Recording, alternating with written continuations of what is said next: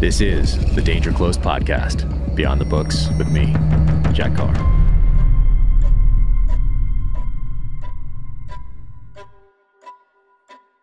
Welcome to the Danger Close podcast, an Ironclad original presented by Navy Federal Credit Union. Check out the title drop video for my upcoming novel, Only the Dead. You can find that on my Instagram at Jack Carr USA and also on my website, officialjackcarr.com. That is coming out in spring of 2023 and is available for pre-order now. My guest today is Tulsi Gabbard. Tulsi is a former Congresswoman, veteran, 2020 presidential candidate, and host of the new Society and Culture podcast, The Tulsi Gabbard Show.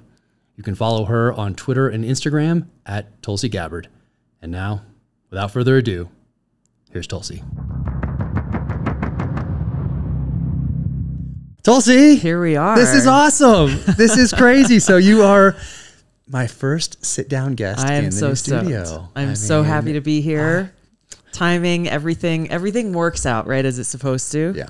And I think my trip here was planned less than a week ago. That's wild. Is that right? Yeah. Wow. So thanks to you and your team for being so flexible. Absolutely. And I appreciate it. Absolutely. There was, I'm recorded through January. Okay. So I was like, okay, I'm just sitting down and I'm writing the book. I'm finishing the book.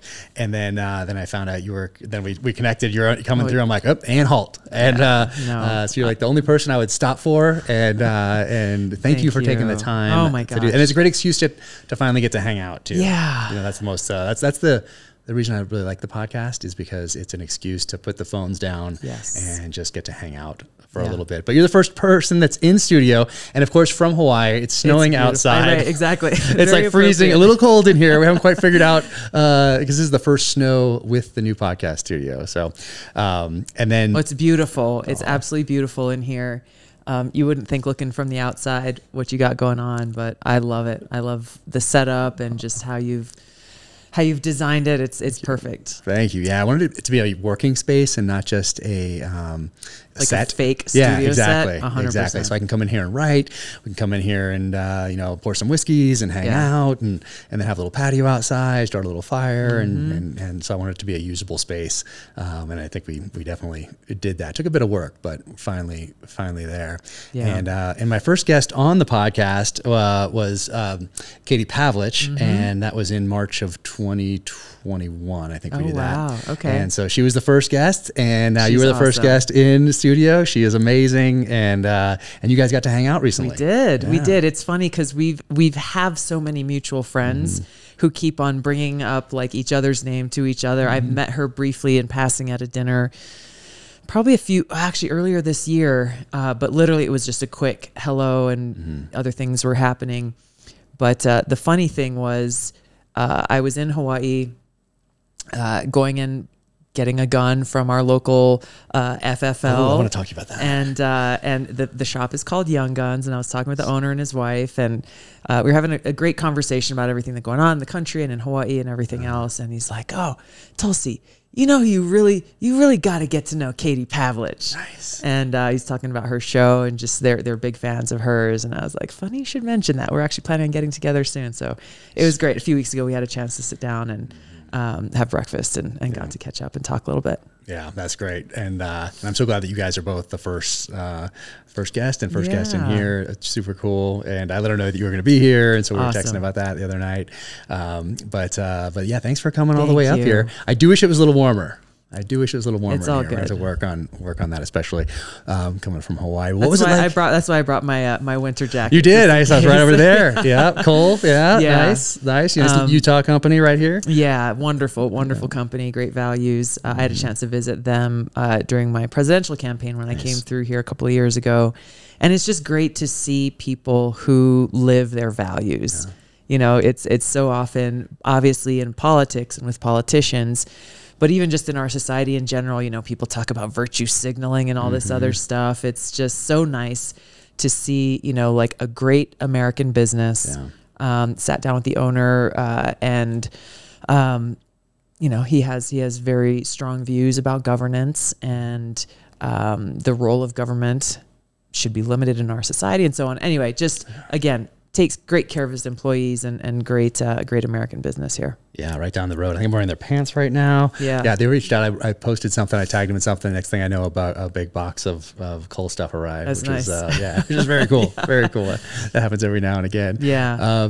But I want to go back because you ran for your first political office at 21. Yes. That's wild. Like, how many 21-year-olds are running for office? Not that many. There are a few more now. Yeah. Which is encouraging for me to see.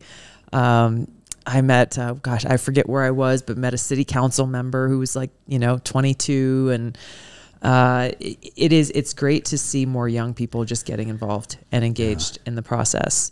I spoke at an event for the Young Americans for Liberty a few months ago. And their organization was kind of inspired by Ron Paul's run for president. And it was really cool to go and stand in a huge ballroom with a couple thousand college students who aren't just there like, oh, cool, we'll just go have fun at a conference and then go back to life. Like, super passionate, fired up for freedom and the Constitution. Wow. And I left that conference really hopeful, because they are the next generation, and they were there, and they had, I think, 2 days of like speakers and workshops and really arming themselves with the tools to be able to go back to their college campuses and actually put in the work and talk to people and inform and engage and, deal with both what's happening on campus, but also, local, state and county laws and getting involved. It was a different kind of speech. I was talking about freedom, and I was talking about foreign policy, something you and I have talked about. And these kids were screaming out. It was very interactive. Really? They were screaming stuff out like throughout the speech. Nice. And just fired up, man. And that was so there's hope.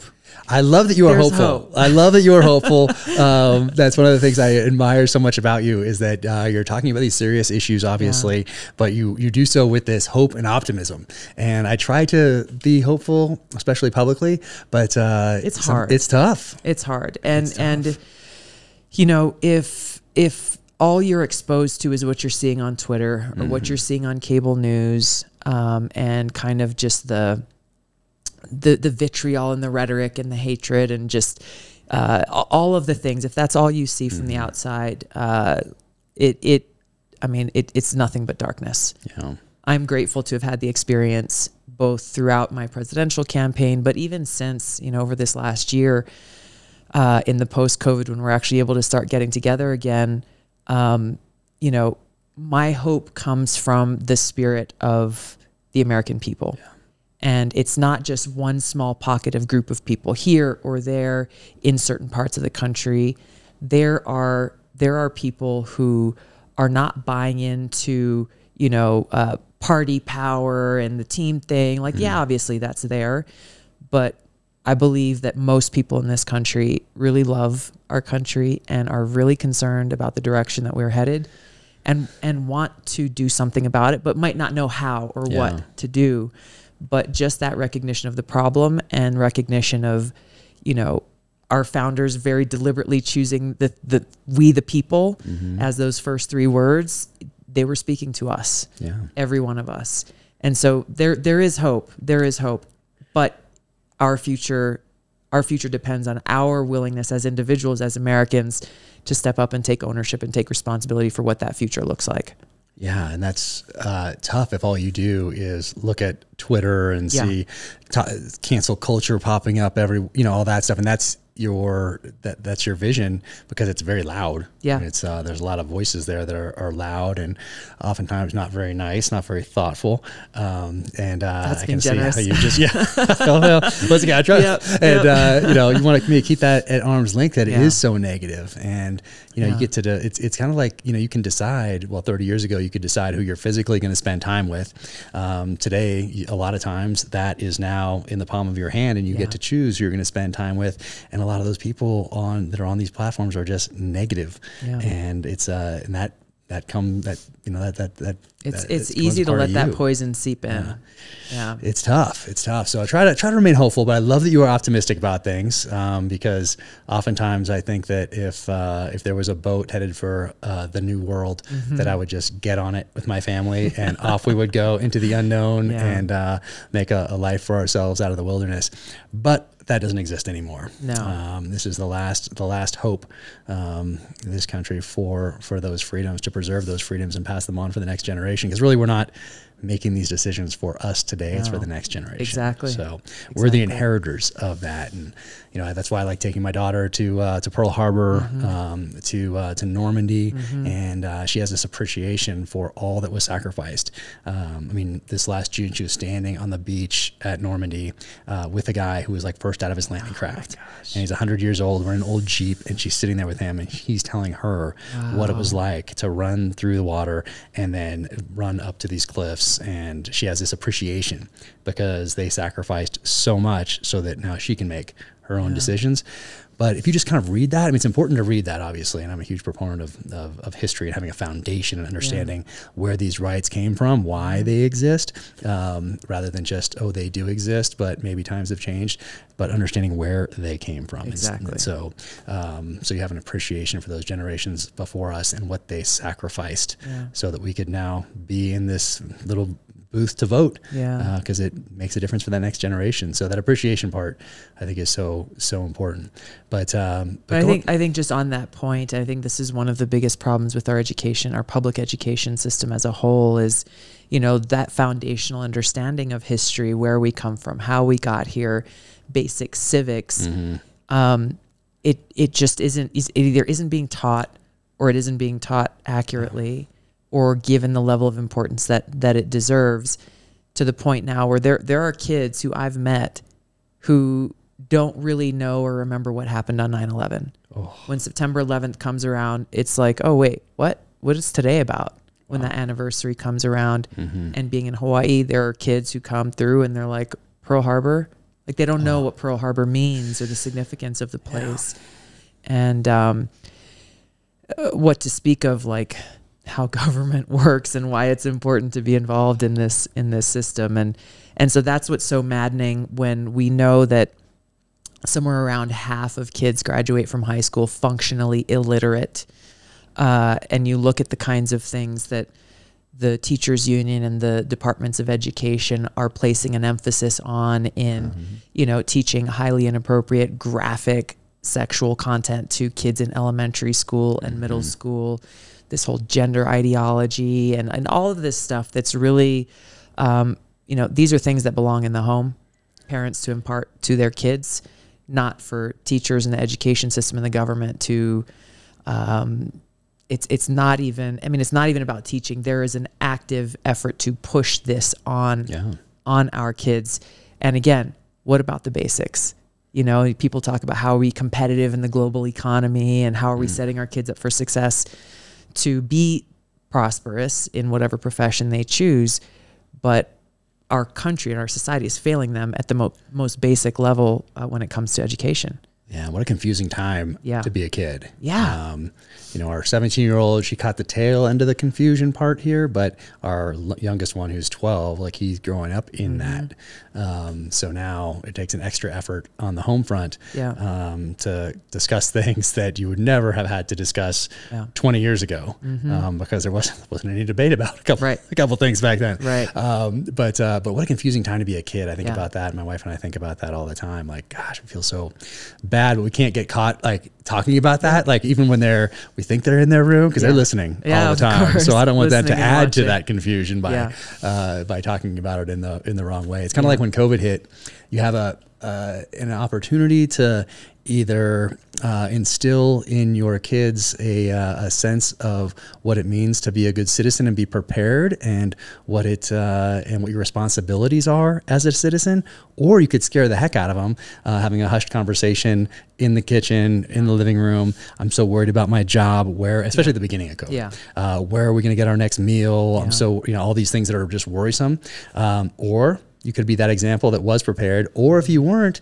you can still have that conversation and maybe intentionally within earshot where you can say, hey, you know what we weren't so prepared for, but guess what we're going to do? We're all going to go get a CPR class. We're all going to learn how to put on a tourniquet. We're all going to learn how to do these fire extinguishers are 5 years expired. You know what? We're going to put new ones in, and you know what we're going to do? We're going to go out in the backyard, make a little fire, and we're all going to learn how to do this together. And we're going to have a little water maybe and some food depending on where you live, and so you can make it a positive learning thing also. So it's just, but it's the same situation, but you get to decide kind of how you're going to frame that completely. And that's where there is, I think, you know, again, I'm choosing the optimistic kind of hopeful side, is that there is a silver lining in each of these challenges. There is opportunity, you know, individually with families, but also really looking at those opportunities for us to come together as a country. And that's what I've been talking about everywhere I've been going. You know, in the days leading up to this election is just set aside all the labels, you know, oh, well, because I've been getting asked this a lot, like, well, are you left or are you right? Are you progressive or are you conservative? What box do you fit in? Which box do you check? Completely. Are you an enemy or right. How, like, what filter should I use when I'm looking at you? And like, I've always been an independent-minded person, always.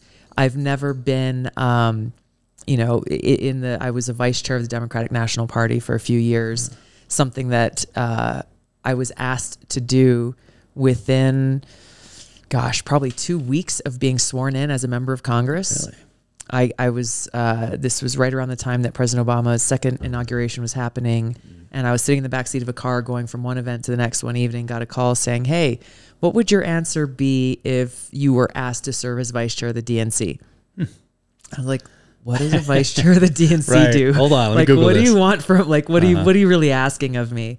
But, you know, I accepted and seeing it as an opportunity to try to bring about some positive change, and, you know, hope that the Democratic Party would be back centered on kind of the traditional JFK, kind of traditional liberalist values. But saw during that period, you know, at different campaign events and so on, or on election time, this mantra that started to be popularized, which was vote blue no matter who. And people on stage would say, vote blue no matter who. And people in the crowd would be like, vote blue no matter who. I'm like, what are you talking about, no matter who? Like, that's a horrible message to send. I don't care what party you're in. Both parties are guilty of it to a degree. When, you know, you look at, you know, Dr. Martin Luther King, judge people on the content of their character. Not by the color of their skin, not by any of these other superficial trappings that surround us. Look at the content of their character. What values do they represent? Are they aligned with yours? Vote for what kind of leader and representative and public servant that person will be. That's what matters the most.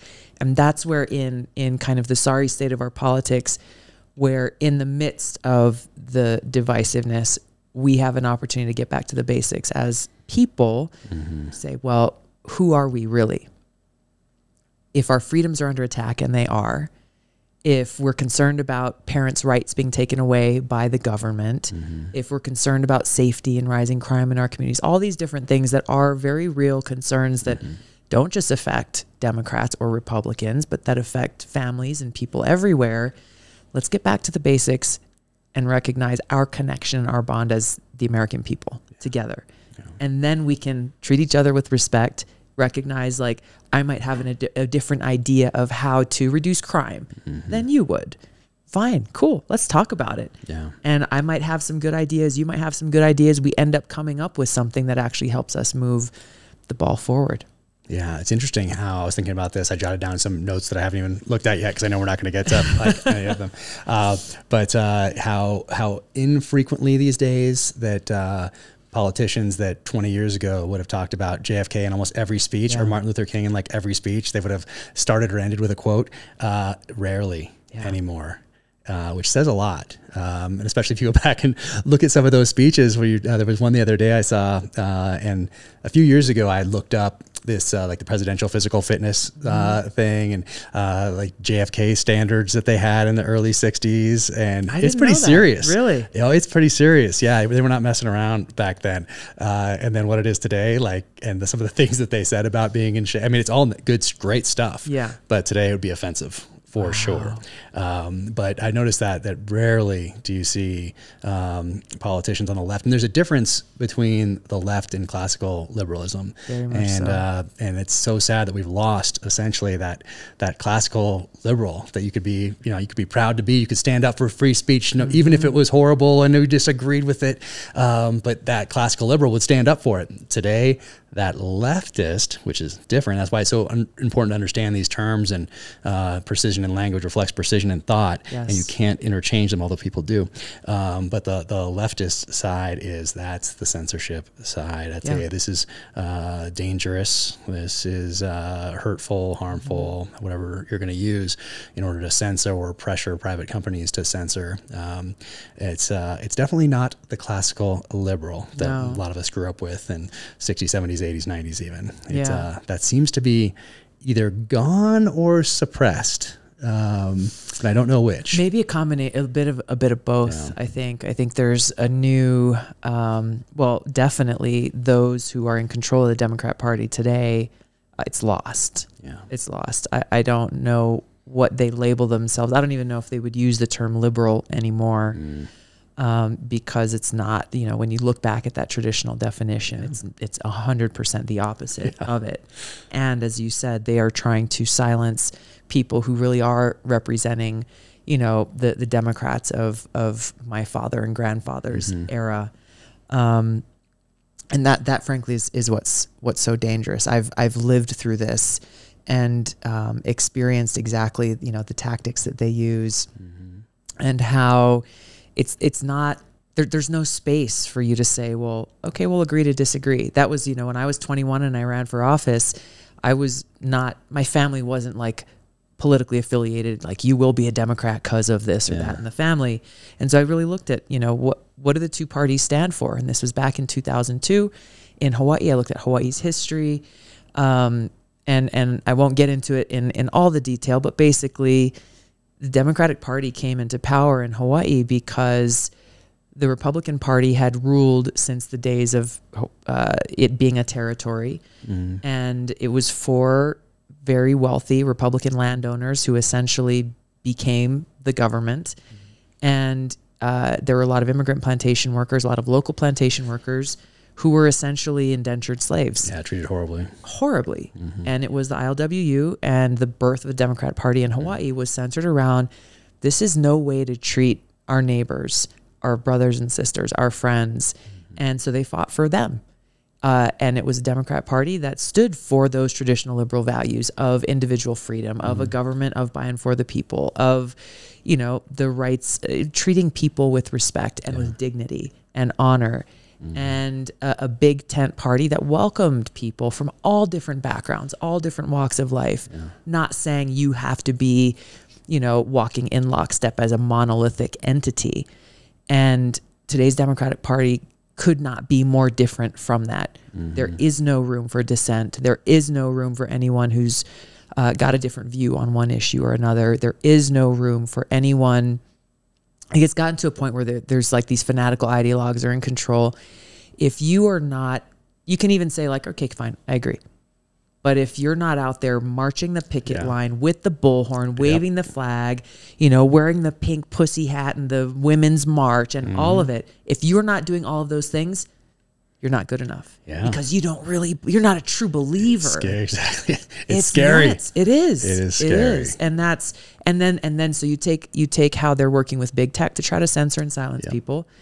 And you take how, they are the party in power right now, and how they're politicizing public institutions to go after their political opponents or to force compliance on whatever the issue or narrative of the day is, which is exactly what's happening.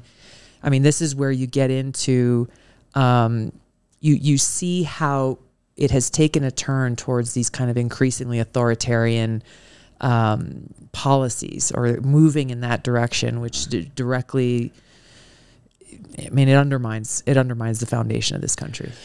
Yeah, the part that's always interesting to me is where you have the education system, let's say college and universities and professors that are actively now calling for censorship, and they've moved from classical liberalism to this leftist.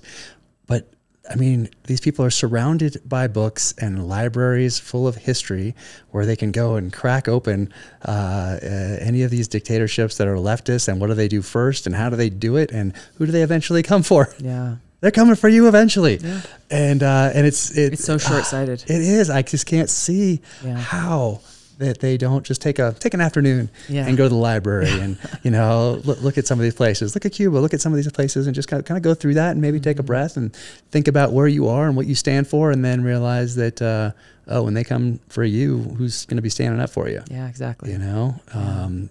That part is tough. So I'm glad to hear that there's young people that are coming to your events and your speeches and are engaged and are going to go back on these campuses and have conversations. And be willing to have the tough conversations, because in a lot of these campuses, it's hard to be the one voice, you know, not just going along with the crowd. I did a town hall in the southern part of Washington State a few days ago with Joe Kent, who's running for Congress there. And it was so cute. There were two sisters who came up to ask a question. Phoebe and Claire were their names. Claire was the older sister. Phoebe's the younger sister. I think they were 10 and 12 years old. And Phoebe asked the question of Joe. Claire asked the question of me. And her question was, you know, I'm going to school every day, and I'm really concerned about history and social studies class specifically.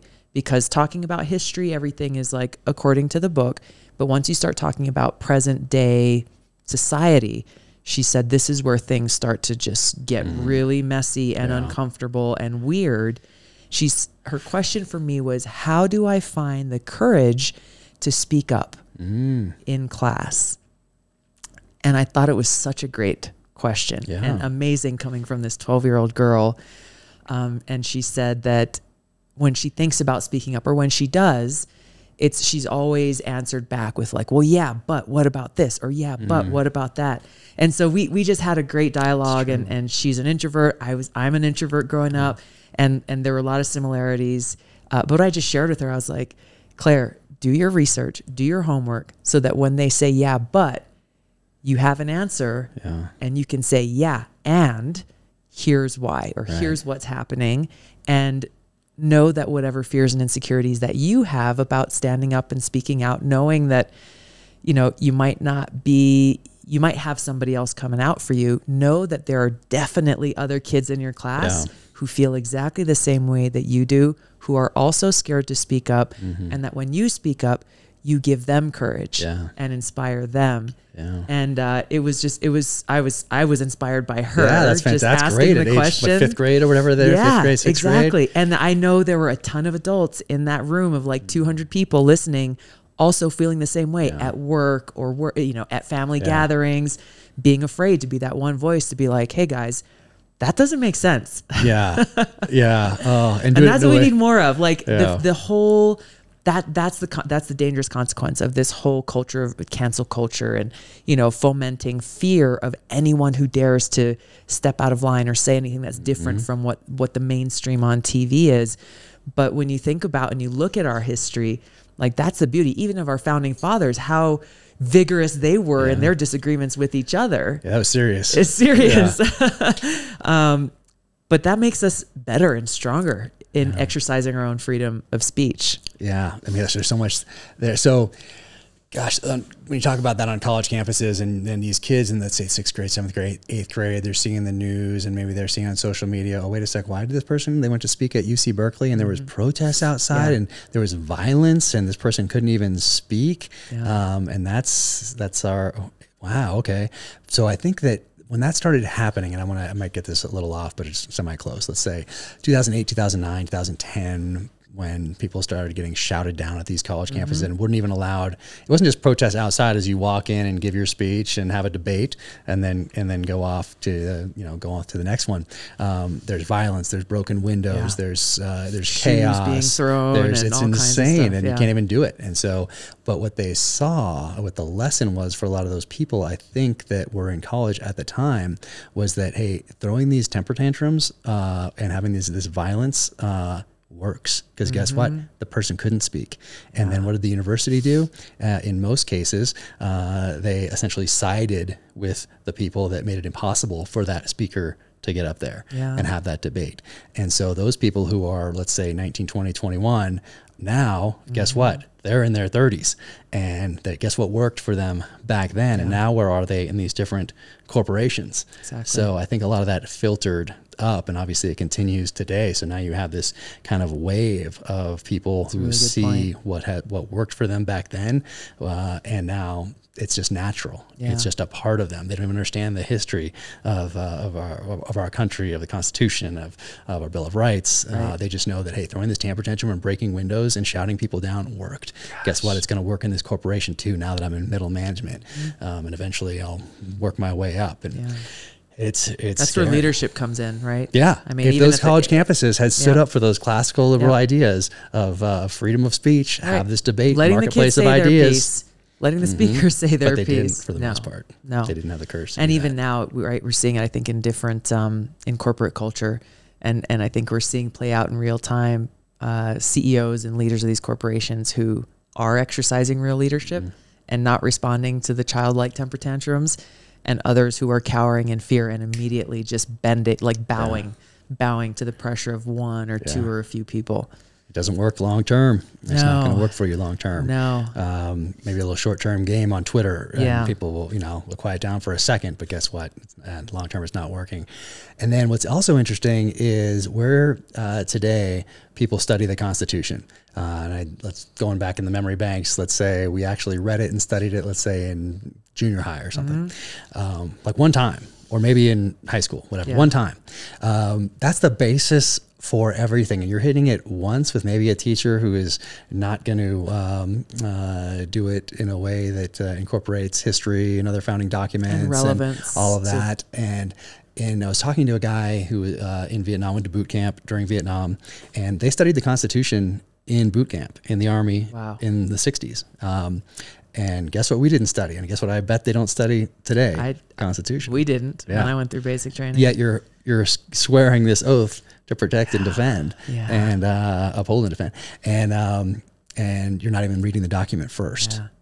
That's very telling. It is. And I mean, it should obviously be studied throughout your time in school, but it's not even there. It's maybe a touch point here or there. You're told it's a living document and whatever else, but you can't really study it today, because if the kids are to read that stuff and read the Bill of Rights and then look over and see this cancel culture and see the censorship stuff and be like, well, I'm not understanding here. Why can't that person say what they want? Right. It says so right here. Yeah. So that's a problem. You know, what's crazy is in Congress, I think it's on Constitution Day, there is a reading of the Constitution on the House floor from start to finish. And those members of Congress who choose to go and participate in it go and read a section, basically people taking turns until you go through the whole thing. The first year that I found out about this, I volunteered and I wanted to go down and be a part of it. And I don't remember who told me this, but someone told me, because there were not very many members of Congress participating at all. And I questioned someone about why that was. And the answer that I got was, well, a lot of Democrats see this as just a right-wing conservative thing, to go to the House floor and read the Constitution, that, as you said, every one of us as members of Congress, obviously those of us who wear the uniform, same thing, raise our right hand and swear to uphold. And that was very disturbing to me. Yeah. But also, when you look at the results and you look at the fruits that tree is bearing, well, you get it. Yeah. It's so place no value. If you place no value on it and you don't understand it and don't try to recognize why our founders put those amendments in there, why they chose that language, and how it is very much relevant and important for us today, then we end up with what we have. it almost seems like that needs to be mandatory for people in Congress. Yeah. And we try to read it every year here. Same thing, Constitution Day, which I think is September or something. I think, but I post about it every year. Right. Yep. I put up a little post about it with the Constitution in there and a few other things. That's what I gave my kids for my retirement ceremony from the military. They had a leather-bound Constitution with the Bill of Rights, so I gave them that. I gave them a Bible with their name on it. Gave them a compass, old nautical compass, and when I gave them the Bible and the compass, I said, "Here are things to guide you," and then I said, "Here are God-given natural rights in its Constitution. They cannot be taken away because they are natural rights." And then I gave them that tomahawk, the ones that are right up there. Yeah. And I said, "Here's the means to defend it." There you go. And, so I post on fully equipped. That's it. So hopefully they'll remember that, great. later on they'll pull those things out and, Yeah. think about what they meant and why I chose those 4 things to give them at my retirement ceremony. But gosh, it seems like, and it's interesting. So in my next book, I was doing some research on the oath that we take in the military, that you take in Congress, that the vice president gets sworn in with, and then the president gets sworn in with. And there's a little difference between the one the president gets signed in with, says, and people can look it up online and just listen to what the vice president says and what the president says. It's missing a line in the president. So anyway, I will incorporate that into this next novel, and had to go deep. And I actually went, and gosh, I went deep into this constitutional law people, and people connected me with so-and-so at the National Archives, and they couldn't answer my question about why this one phrase is missing from what the president says versus the vice president and members of the military and Congress. Interesting. And so I have a paper on it now. It was it was really interesting. So I'd love to read that. Yeah, I'll give it to you. Yeah. I'll give it to you. It was really interesting because it stumped them. Yeah. And they did the research, so it was pretty cool. But it seems like that Constitution should be something that we, that binds us together. It's our foundation as Americans, regardless of what you think. Growing up in the 80s, it was so wonderful because we knew that First Amendment was like the one thing. If we're going to argue about all this other stuff, guess what we don't argue about really? Is the First Amendment. We stand up for each other as Americans. That's the one thing we could rally around. Yeah. And now even that has been weaponized and taken from us. And I often think back to the end of the Civil War. And if we had had social media in the 1860s, what we would look like today, because it is so easy. I don't like the word easy, but you can weaponize it and have such an impact. It's so powerful, especially when you weaponize it. And that's what it has become, essentially, as a weapon. But if we'd had that at the end of the Civil War, where would we be today? Oh, gosh. And I don't know. Yeah. Because it obviously stokes division, and who benefits? Politicians to galvanize bases, and then tech companies. Exactly. And so it's like we're walking into this L ambush. Yep. And here we are walking in as businesses or as citizens, because now our businesses depend on some of these things here. And we're walking into this thing, and here we are, big tech and big government, permanent Washington, I've heard you say. And just add in the for-profit corporate media to that mix. Oh yeah, exactly. The media industrial complex, the military industrial complex, the lobbyists, pharmaceutical in particular, especially now, and the level of trust that has been degraded, especially since the beginning of COVID. I don't know if it's at an all-time low, but it's certainly dang close. And deservedly so. And I don't know how we recover from it. Yeah. When people ask me, well, what can I do? If I'm just one person, or like we're the people up against these massive, massive powers in our society, the ones that you just talked about specifically, what can I do? And, obviously, and we've seen some of this play out, how, we talk with our wallet. And, some of these companies and making decisions that are bowing to cancel culture, we see how people immediately are like, all right, I'm canceling that insurance policy. I'm no longer shopping there, making sure that our voices are heard in that way. But that's the other commodity that, these big tech companies, media, and everybody else feeds off of, is our attention and our time. And us as individuals being a lot more thoughtful and knowing that that is their valued commodity that they want from every one of us. And let's treat that with the importance that they are, because they're making a lot of money off of it. Yes, and so how we're choosing to use our time on social media, what we're putting out there, how we're, what media sources we're choosing to spend time with, because, you know, the more you're on one, the ads that pop up, they make money. I mean, it's just, it is valuing our time and valuing our attention and being really thoughtful about what impact we're making with that. I think is the very practical everyday choices that we can make. And I love how you started your podcast. So Tulsi Gabbard Show is out there. Everybody should go listen to it. And your first one, which I think is just a half hour. Yeah. The other ones are longer that are up there now. But the first one, you just lay it all out. Yeah. It is awesome. Like every American needs to listen to that. Stop what you're doing. Well, finish this podcast and then go to Tulsi's and listen to that first one for sure. Yeah. And then you'll subscribe and listen to the other ones. But that 30 minutes that you spend just laying it all out, it's awesome. Thank you. And how could I'm listening to it and I'm like, how could any American not think that this is thoughtful and logical? Gives and focuses on freedom and on history and on this time that's our most valuable commodity. And but anyway, it was a fantastic job. I appreciate that.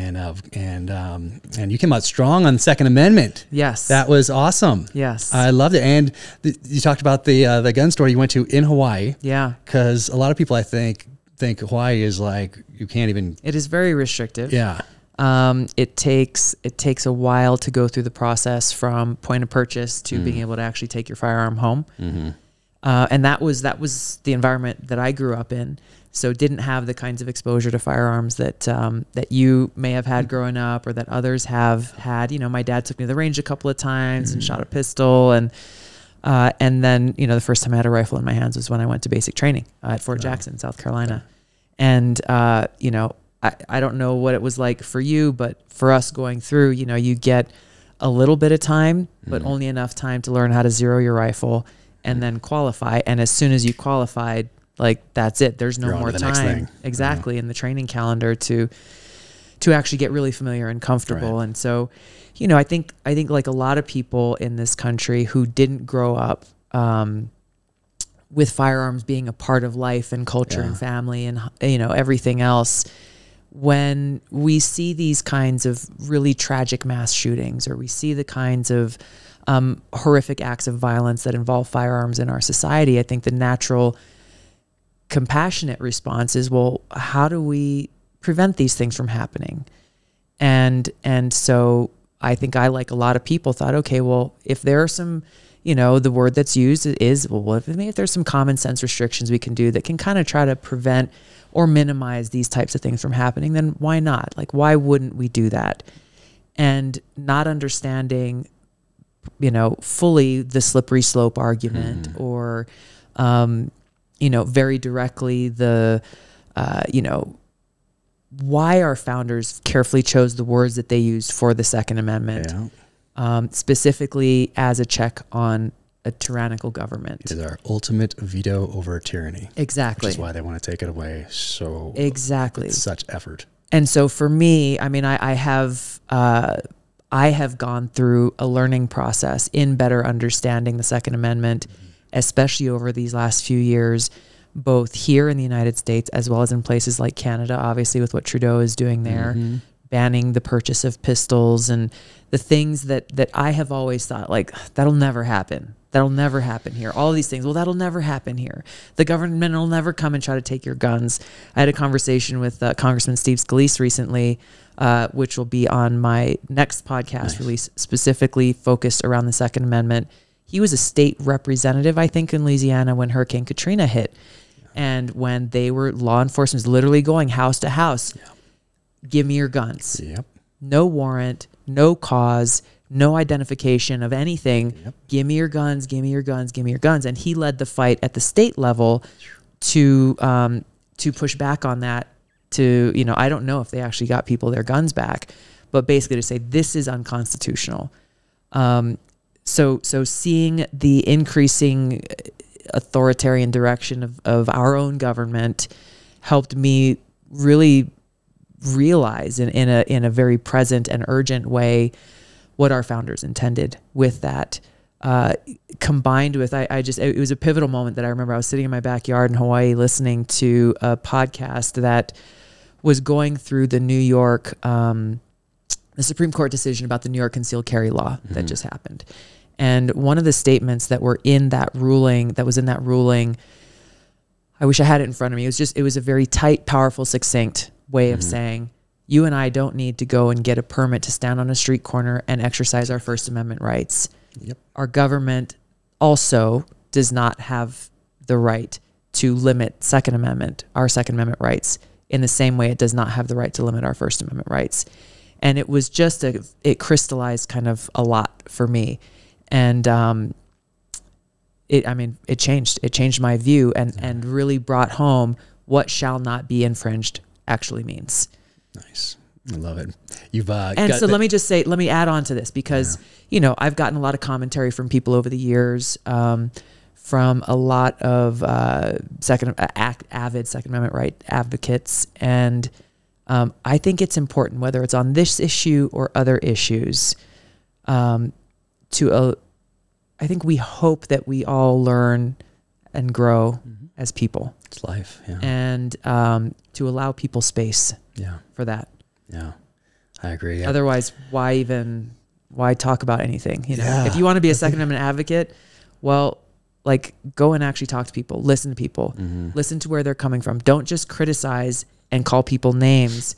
This is something we see a lot, for example, with climate change on the Democrat side. If you don't believe full, hook, line, and sinker in climate change and that it's the most existential threat we face, then you're an idiot, you're stupid, you're this and that.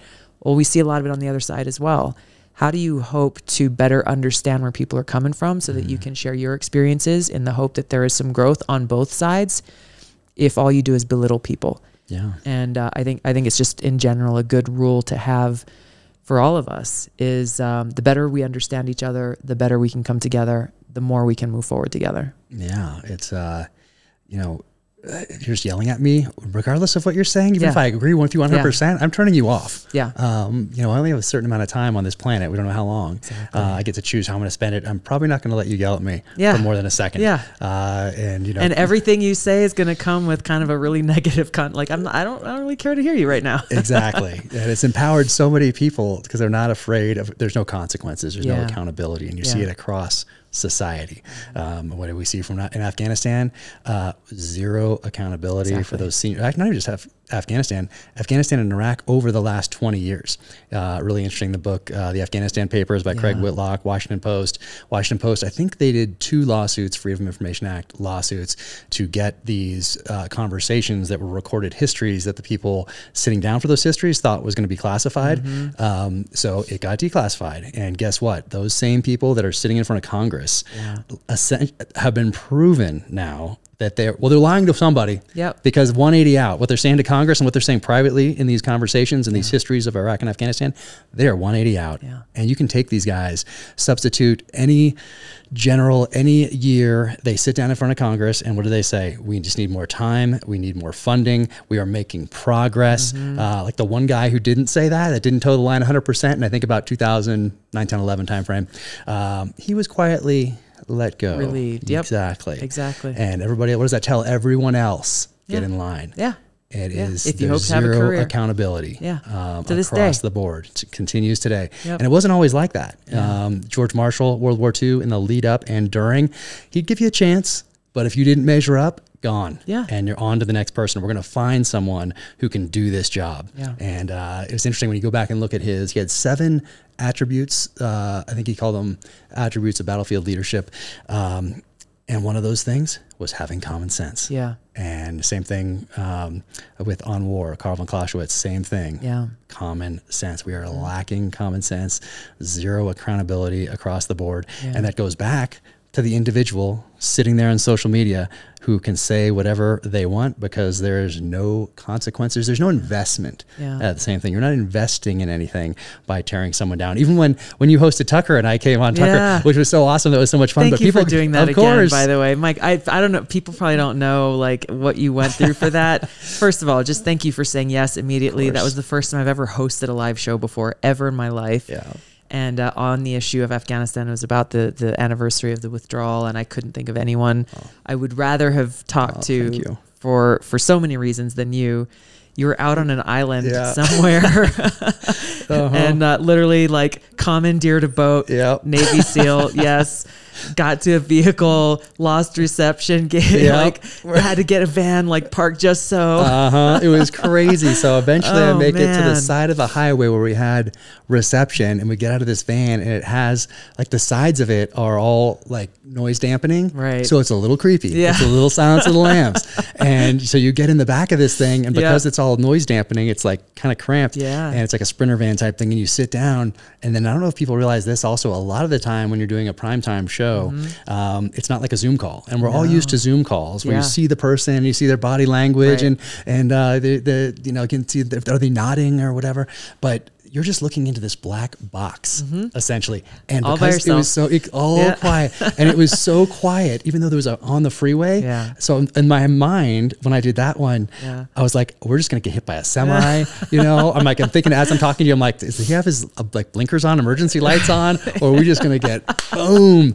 And but you're just talking into a black box, and I can't see you. And like the first time I did Tucker, same thing. I expected to see him because I was so used to Zoom calls. And then I go down here to Salt Lake to this little place that they rent down there, and you're just looking into a black box, and it's so weird. So now I know. Now I'm kind of I'm used to it. You got to bring your imagination into that one a little bit. Tucker's so great because I can just picture his face now, and usually with me he's just kind of nodding. His very like discerning look, like but in my head I'm not good at judging the time. And so I'm like, have I been talking for a minute, a minute and 30? Because on those you have, as you know, you have like a minute and 30. Maybe 2:30, and that's long. And Tucker will let you talk. He'll let let me talk. So I kind of can picture his head. But if it's somebody that you don't know yet, and you're like just looking at this black box, you're like, is this person nodding? Have I been talking for a minute? 30 seconds? Like So but you're so good at it. You are so good at that. Like there's nobody really as good as you are as doing those things. I mean, so clear. You're not stumbling around. And now I know that you're a lot of times looking into a black box. And it's weird. It is. I really like the first, I've just like, none of that comes naturally to me. Like I said, I'm an introvert. And so I was the kid, and we have these old home videos of my dad. We were out on camping trips, and my dad has a little camcorder video, you know, of the family. There's 5 kids in my family. I have 3 older brothers and a younger sister. Every one of them is like a book definition extrovert. I am the book definition introvert. Totally crippling shy as a kid growing up, even coming into adulthood. Very, very shy. My dad would come, he's like, Tulsi, what are you doing? And I would literally like murmur some unintelligible thing and then run away from the camera, even though it's just my dad. And so it's taken a long time, and I'm still growing and still trying to learn. But one of the things that someone told me when I was looking into a camera, feeling very uncomfortable and awkward, was, and this was just a recording, it wasn't live TV or anything, but they just said, Tulsi, imagine as you're looking into this camera, the face of, I think it was when I was running for Congress, the face of, you know, the retired grandmother sitting at home, babysitting her grandkids and worried about, you know, how is she going to afford the rent this month or something like that. Just a real person that you would have a real conversation with on any other day. And so forget the digital nature of it and the technology and whatever, and just look into that camera as though you're looking into her eyes. And that was a really helpful thing for me to kind of get away from how impersonal it can be, and just remember, like, okay, I hear a voice, but really I'm talking to everybody at home who's looking into my eyes from their living room couch or whatever it is. And that helped me a lot. I'm going to try that next time. And, you know, once you've done it, then you're so much more forgiving when you see somebody like stumble a little bit, because you realize that they're looking into just a black box somewhere and they can't see that the host is going like nodding or going like this or trying to break in or whatever else. Like they don't know. They're just sitting there in this room with a stranger in a black box and this thing in their ear. And they know that whatever they say is going up. Like you can't, there's no editing. There's no going back. Like if we were to go back and be like, oh, you know what I meant to say about the Constitution earlier? I think it came off a little bit. What I meant to say was this. I was going to make sure there's none of that. Can I tell you my funniest live, I don't know what faux pas or whatever. I don't remember who I was being interviewed by, but I was talking about the, radical Islamist ideology, the Salafi Wahhabist ideology that fuels so much of these terrorist organizations. The only problem was when I was thinking Wahhabi. Did you say wasabi? I did. That's so easy. And I'm pretty sure I went back like immediately and corrected myself. Yeah. But this was years ago. And then recently one of my wonderful detractors on Twitter found the clip and posted it, and I was just like, maybe I was hungry. Like, I don't know. Seriously, you just came from sushi, whatever. It's so easy. There's a few of those that are really easy to mess up. And I am so much more forgiving now that, and I was always forgiving, but I'm so much more forgiving now when I see somebody stumble now that I've been in that seat. And same thing with Hollywood, with movies. Like I've always been, forgiving when they mess something up tactically, or the guy, you just know he didn't quite have the training. And okay, I'm trying to just ignore that and enjoy the story and all that sort of thing. Well, now I'm even more forgiving, because now, after being involved in the show, and we had the best guys out there. We had friends of mine from the SEAL teams on set every single day. And there's still things that get missed because there is so much going on. There are so many different cuts of different scenes, and eventually it goes to an editor who might not have a background but thinks that this other lighting or this other thing was so much better. We're going to use that one, but that's the one where the scope covers were on, or the finger was on the trigger where it really shouldn't have been, or whatever, and it's not one we didn't want to use, and it makes it up there. And it's so easy. It's the takeaway is that, one, I'm so shocked that anything gets made in Hollywood, one, but two, that anything good gets made. So now I'm so much more forgiving, because there are so many opportunities along the way to mess it up. And people will now, of course, because they can, like, what if you watched a movie or a TV show in 1987 and you see something that's not right? What are you going to do? Probably nothing. Because you're going to go on with your life. Keep being productive. Today, people will screenshot it, put it up, make an account, circle it. It's like, these guys are idiots. That's a lot of time you just spent not being productive and living life, because this finger was on the trigger when it shouldn't have been, or whatever it might be. And same thing with the books. In 1985, 86, 87, whatever.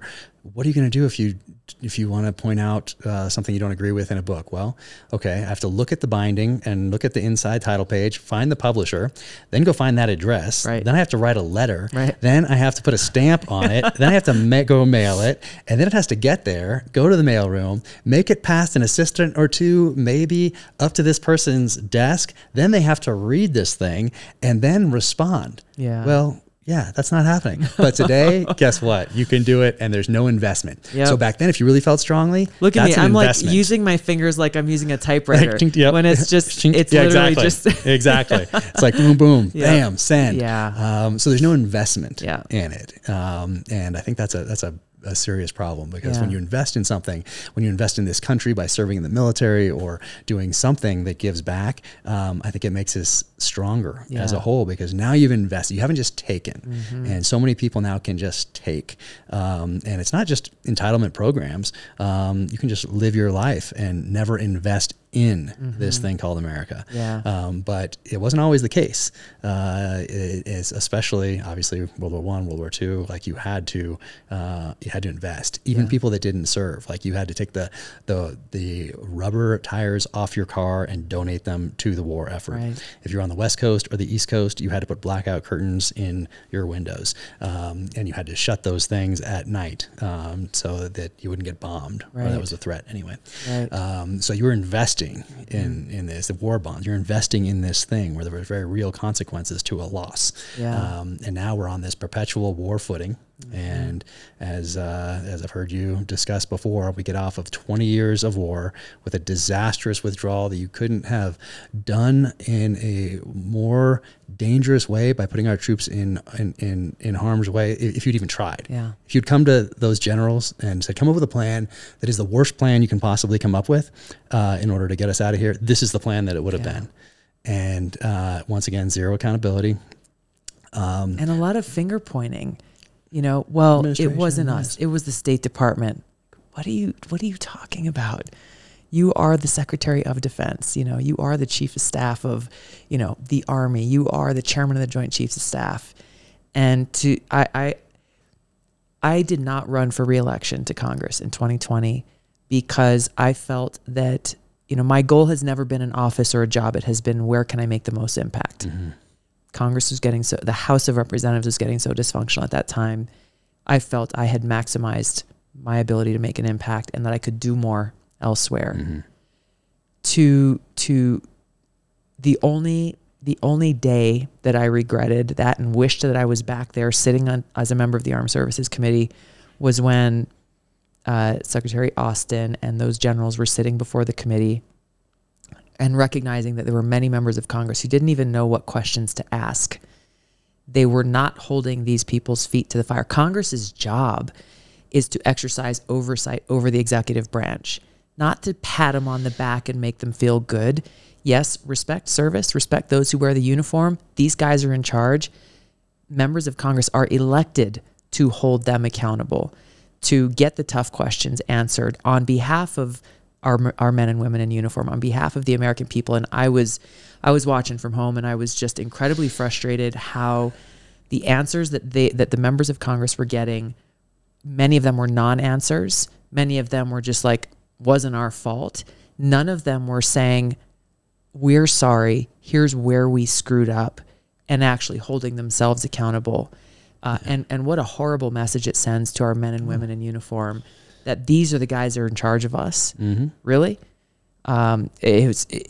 Anyway. Wonder why we have a recruiting problem? Yeah, exactly. Exactly. And that's why going back to that common sense piece, that's why someone who has never read a book on strategy or tactics, maybe even never watched a war movie, has no family in the military, could turn on the TV, look at what was happening, and apply common sense to it and say, wait a sec, why are we giving up this place called Bagram and putting our troops down at this other airfield? And why are these people, this is crazy. Like they could apply some common sense to it. Exactly. Like someone that just has common sense and no touch points with the military at all could have 100% done a better job than our military did leaving Afghanistan. And the other thing I think that's dangerous about the direction our military leadership is headed is that, you know, like you mentioned, they're not relieving failed leaders. They advance those who are risk averse, who show no courage, and who therefore get to a place in a very high rank without any quote unquote blemishes on their career. Whereas those who are battlefield commanders, who are in positions where they have to make the toughest decisions between what's the less bad option, and therefore, because they're making those tough decisions, there are questions asked about why did you make those decisions? Maybe there are some unintended consequences. These are the guys who are getting shoved out. These guys who are battle hardened, who have chosen that hard right over the easy wrong, are punished rather than advanced and recognize you are exactly the kind of leader. And I've got a few friends in this position now at various ranks in their career, and we in the military and we as a country are at risk of losing these great leaders because they're getting pushed out of the military, whereas others who have never had to make a tough decision, where lives depended on that decision, both the lives of our military and the lives of civilians, they're being just pushed right along because, oh, well, look at you. You've never done anything wrong in your entire career. And they are the careerists that are being rewarded. Whereas the warriors, our warrior leaders, are the ones who are being, punished and investigated, and eventually, well, you just might be too controversial, or like, war is horrible. It is ugly. It is tough. And those who are operating in that environment and exercising leadership, we should place value on that experience. Yeah, there's a reason that we all know the names of the people who led us to victory in World War II. Yes. And guess what? They didn't start in those positions. No. They moved there very quickly. Yeah. Because guess what? World War II, it was not 20 years. Yeah. And those leaders rose to the top. And they did. They rose to the top. And George Marshall, more people should know about George Marshall for something other than the Marshall Plan. Yeah, exactly. For the things that he did to really set us up for victory before and during World War II. But all those people that we know, all those names you can rattle off right now, generals and admirals, didn't start in those positions for the most part. And today they work their way up, and now we get to this point, and now guess where they're going after they retire? Oh, they're going to sit on a board where maybe they go to a couple meetings a year and make X number of dollars. It's part of their, it's a continuation of this career path. And there's a reason it's referred to as the profession of arms and not the career of arms. Exactly. And most of these senior level leaders have turned into careerists at some point, even if they didn't start that way. And then they move into these positions. And then how do those companies then show a profit for the coming years as we continue to grow, just like any company? Yep. You want to show profits. You have shareholders. You have all these other things you need to do. Well, 20 years of war, that's a lot of profit. Yeah. And now, okay, well, we better find a war quick. So and they are. And we did. Hey, that's what a Imagine coincidence. that just after they call an end to the war in Afghanistan. Shocking. Yeah. They found a quick way to start plussing up those profits again with this. And it's not just the war effort. There are things that are, especially in this case, new members of NATO. Yeah. What does that mean? Oh, well, guess what? Their ammunition, rifles, all that stuff has to be compatible with the other members of NATO. That's right. And what does that mean for companies? Oh, a new customer. Yeah. And that customer is a military. That's a lot of people. Yeah. And that's a lot of profits. Yeah. So for people wondering if that's a conspiracy theory or not, it's and just some reality. research. Yeah. It's just practical reality. Yeah. It's I just learned the other day about a new amendment that the chair and ranking member of the Senate Armed Services Committee put into the National Defense Authorization Act that would essentially give the Pentagon wartime authority to be able to sell as many or send as many weapons as they want to Ukraine without any kind of accountability or questioning, like needs versus wants. And also to waive the bidding requirement for defense contractors in producing these weapon systems, and lifting the responsibility to make sure that the taxpayer is getting the best bang for our buck. So basically they can charge whatever they want as defense contractors to meet this demand of weapons in Ukraine that has nothing to do with need versus want. Whose interest does this serve? Yeah. Not the American taxpayer, not our national security. As the farther this war escalates, the greater risk we face of nuclear catastrophe that impacts the people of Ukraine, the American people and people of the world, ending the world as we know it. And it, as you mentioned, it also provides a new so-called necessary clientele in an expansion of NATO. Again, how does this serve, the both parents working 2 full-time jobs, just trying to make ends meet and support their kids, and deciding like gas is $6-7 a gallon, depending on where you are in the country. How do we afford to fill the tank and also buy groceries this week? Yeah. It's we talk about this, and we've talked about this. President Eisenhower's warning about this cozy relationship between the military-industrial complex and Congress. This is happening before our very eyes. Don't trust those eyes. Remember, don't trust those eyes. Exactly. Don't trust what you hear. Yeah. Don't read history. Yeah. Hey, 1984, what history is erased? It no longer exists. We're getting pretty close to that. We are. Because and they're playing on the compassionate hearts of the American people. If you care about the people of Ukraine, we got to go and send them all this stuff. Not telling us that at every step of the way, going all the way back to March, barely a month after Putin invaded Ukraine, when there were negotiations happening to figure out how do we figure out a way to end this war as quickly as possible between Russian and Ukrainian officials. It was the Biden administration that squashed that. There were other potential off-ramps that would have brought a negotiated end to this war, squashed by the Biden administration. Why is that? Is it because they care about the people of Ukraine? Ultimately, no. They claim that that's what this is all about. But really what it's about is, how do we further prolong this? I think it was President Biden who said we got to go get rid of Putin. So there's a regime change goal that's been in place. I heard that somewhere before. For a lot of years. I don't know where you might have heard it from. Gosh. But it's just we all need to be more clear-eyed about this, and how we, the people, are being played by those in power. And we're the ones paying the price. I mean, you have to be a little cynical these days, just because there's so many inputs vying for attention. And one of my first questions when I read anything, especially corporate media, permanent Washington, whatever, what action do they want me to take? Exactly. And what action or what thought do they want me to have? And when we look at that connection to big tech, and we talked about advertisements earlier, well, now it's not just those advertisements, it's those actions and behaviors, and now thoughts. Yeah. There's so much data. It's so powerful that you can be influenced. So when I see anything now, I'm like, okay, what action do they want me to take? What thought do they want me to have based on what they're saying and why? And I would advise people to take a breath and then go into the pages of history and start reading up. And if you want to know about Ukraine and Russia and their relationship, maybe just don't trust the 1 minute talking point that you heard or the person yelling. Maybe just go back and make your own decisions, but go back and invest, once again, invest that time in studying the issue, studying that history. And then you can make your decision. At least be informed about it. Don't just be manipulated. You're going to go through, so many people are going to go through life now just being manipulated at every turn. And a lot of them won't even know it. Yeah. You know, and I guess it's either sad or not, depending on how you look at it. But a lot of people are just going to be manipulated from one position to the next, one action to the next. And at the end of their life, they'll just have been manipulated the entire time because they didn't take that breath and really study the issue. Whether it's a constitutional issue or it's something you can pull from the pages of history, like the Russia-Ukraine situation. Exactly.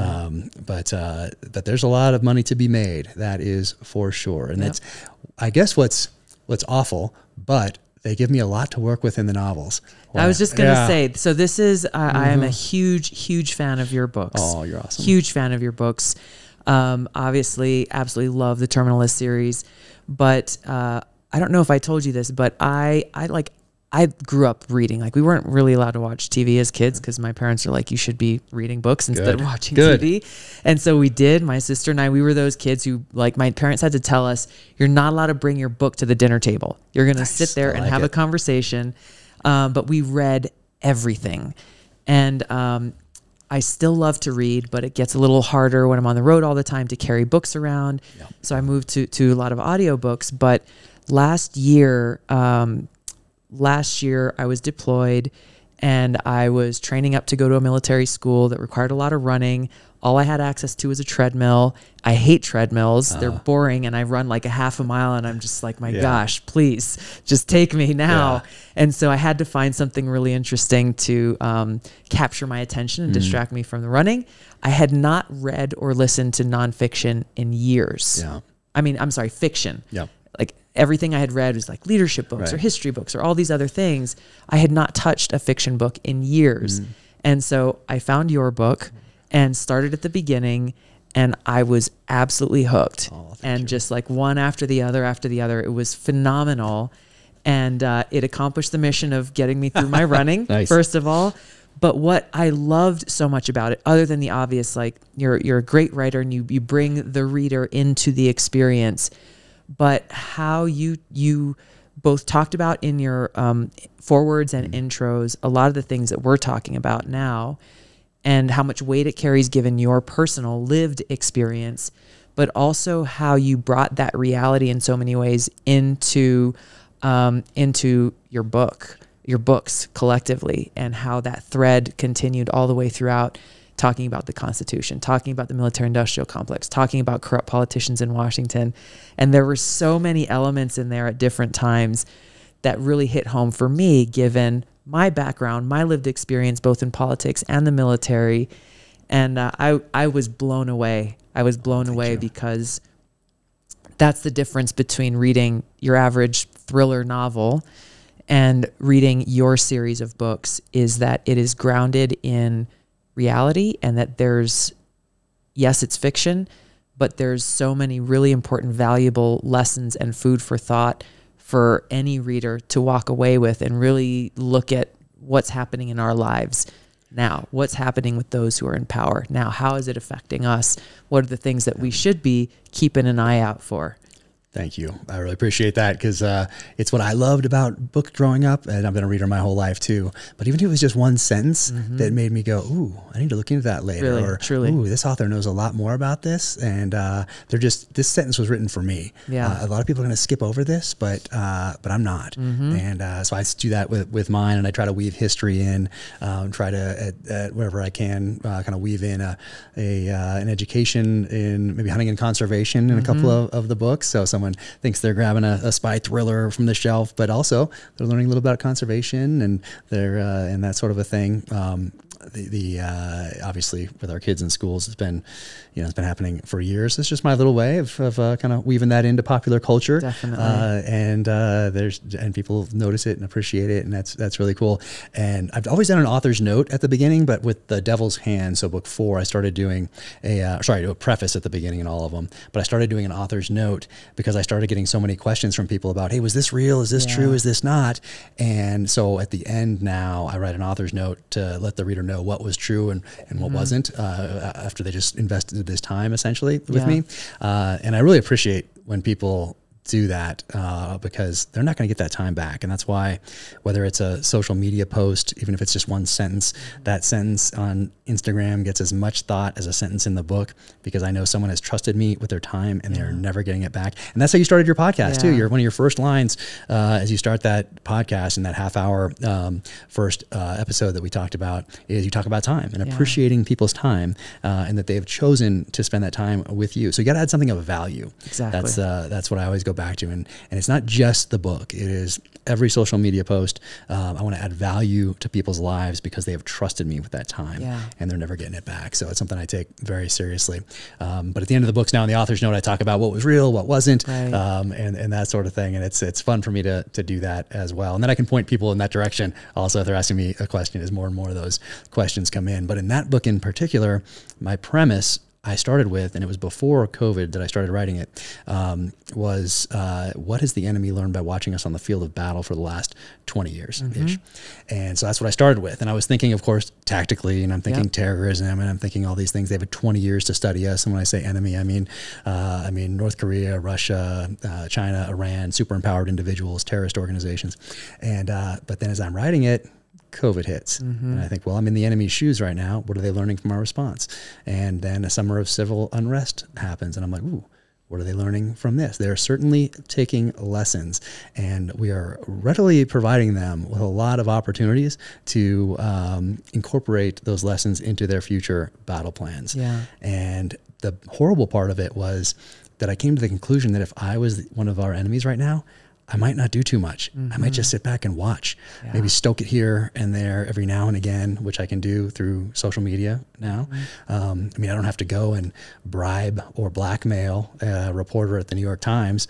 I don't have to do that anymore. They're doing this for me, and I can just stoke things here and there, this division. And that's the toughest part, is that we're so divided, or we seem divided, because of these different channels, especially on social media, that exacerbate all these problems. But once again, who benefits from this? Who benefits from me not sitting down with someone that I disagree with politically and us just hating each other immediately? Guess what? Not the citizenry. Nope. Nope. It's so tough. And that's really where it is when you look at a lot of the stuff that people in power, the permanent Washington, the distraction tactics that they use, that the more divided we are, the weaker we are as people, and the stronger they are. And frankly, just how afraid they are of a free people and a free society and people who think for themselves and speak their minds. That's ultimately what it comes down to. And that, we can seem small and insignificant when we look at, their money and their position and everything else. But ultimately, and this is why it's so important for us to not just throw in the towel and just say, man, we're too far gone, there's no coming back, is that power ultimately is a facade when in the face of the power and strength of the people, which in our country, in our system, ultimately, when we exercise that power, even in the face of big money, big power, big tech, everything else, if we choose to stand up and exercise that power, that is the only way that we save our country. That's the only way. And so there's a lot of people who are disillusioned and think, man, I'm not even going to go to cast my vote on election day, because why? What does it even matter? I have friends who I serve with the military who fall into that category. They're just like, I got my cabin in the woods. I got my dog. I got my family. I got my guns. I got my night vision goggles. If the world goes if the world goes to shit, like, I'm good. My family's good. And it's, a lot of it's understandable. Like, they've lost faith and trust, as you said earlier, faith and trust in these systems. But I refuse to accept failure when we look at the grand unique and powerful vision that our founders had for our country. And that vision is still within grasp. It's tough. We got to fight a lot of battles and against a lot of powerful forces, but we have to recognize the power that we have in our hands as people in this country, as the American people. And that's what we've got to do. Yeah, when I was in the military, even before, let's say it was 2000, I think, I self-appointed myself before I was an officer, the voting petty officer. Great. But it was like, hey, the way I think of it is, especially to all of our friends who are living in the cabins with their night vision and their dog and their weapons, is that I think of that vote as attribute's the wrong word, but it's respect for those who came before, who sacrificed everything so that I could walk in there and do that. So even if you think this doesn't matter, or we've lost it, I'm just going to stay up here in the mountains. Well, it's out of respect for those people that died, that came home different, that came home missing arms and limbs, and even those that sacrificed everything from the inception of this country up until today. Didn't have to be militarily. Their sacred honor, their fortunes, and they sacrificed all that for us so that I could go in here and cast this vote. That's right. So that's kind of how I look at it and frame it, especially for people that are like, this doesn't matter. What matters to those, out of respect for those people who came before. So I look at it kind of in those terms. But I didn't look at any. I know. I didn't look at this at all. So I made all these notes, but I did this pretty quick. But one of them does kind of play into what we were just talking about right here. There were so many things I wanted to ask you about, but I didn't get to any of them. But these things right here, I was just scratched these out real quick this morning before we went down and linked up. But like, what would you try to do if you were trying to destroy this country? What would you do? Like, we're just trying to destroy it from the inside. And I was like, okay, maybe you have a leader who's obviously not up to the job. Okay, check. Undermine efforts to close the border or prosecute those who come in illegally. Check. Discredit law enforcement. Check. Weaponize the justice system. Check. Politicize the military. Check. Take steps to become dependent on our enemies for our defense with fuel, energy, tech, chips, pharmaceutical precursors. Okay, check. Devalue the dollar. Overspending by Congress, of course, which helps fuel inflation. Check. Censor free speech. Check. Take our guns, which are our ultimate veto over tyranny. Check. So I just scribbled those out real quick, and I was like, oh, man, that's rough. Yeah. That's rough. Yeah. But I love how you remain hopeful still. Like, even running through all those things, like when I was writing those down this morning, I was like, oh man, geez. Yeah. But I have to believe that there are people that are much more numerous than Twitter would indicate, that are out there that still believe in a future for their children and grandchildren, for future generations, that still want to pass these freedoms along, that still want a strong country that's a beacon of freedom and opportunity throughout the world. And but they don't have a Twitter account. At these moments where, it's easy to fall into hopelessness, where the attacks are coming in from all directions, and not just from, people who are sitting on their couch on Twitter, but people who have power, who have positions of power, is when we look back at some of the great leaders that we respect from the past, people like Dr. Martin Luther King, for example, investigated by the FBI, surveilled, targeted by people in positions of power, targeted by the White House for what he was doing and fighting for, racial equality, fighting for peace. And yet he continued on that mission. And I think there are other examples when we look to people who we look up to as and draw inspiration from in the past, and just remind ourselves again, they faced great adversity, in some cases greater adversity than we face now, greater discomfort, greater physical harm. So frickin' get up and get after it. I love it. Pretty much. That's the takeaway. And that when we've seen major positive change in our country's history, generally it has come from everyday. It hasn't come really from one iconic person in our government. Usually it's come from everyday people stepping up and becoming leaders because our times demanded it. And so, as the saying goes, no one's coming to save us. We got to step up and save our country ourselves. And so that's where in those moments I look back and just like, you know what?